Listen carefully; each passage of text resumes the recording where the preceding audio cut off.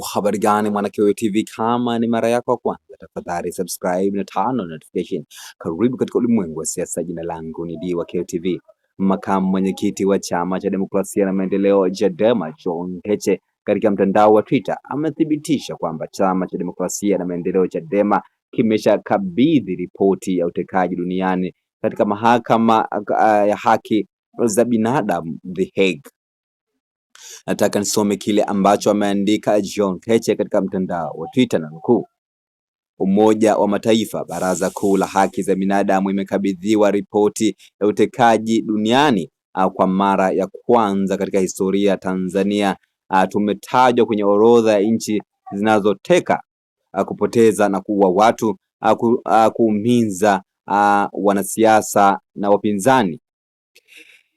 Hii ni kutokana na matendo ya utekaji, mauaji na kuumiza watu wa upinzani kwa kesi za uongo na mengine mengi. Hatua inayofuata watu watakwenda The Hague. Mwisho wa kunukuu hichi ambacho ameandika makamu mwenyekiti wa chama cha demokrasia na maendeleo Chadema John Heche katika mtandao wa Twitter kuhusu ripoti ya Baraza Kuu la Haki za Binadamu ambalo limetolewa siku ya hapo jana, kutokana na nchi ambazo, orodha ya nchi ambazo zinateka, kupoteza na kuua watu. Na kilichoshangaza ni pamoja na Tanzania kuingia katika orodha hiyo ya nchi ambazo zinajihusisha na masuala ya utekaji na uwaji na upotezaji wa watu. Lakini hakuishia hapo. Makamu mwenyekiti wa chama cha demokrasia na maendeleo Chadema John Heche akasema kinachofuata ni kwenda The Hague.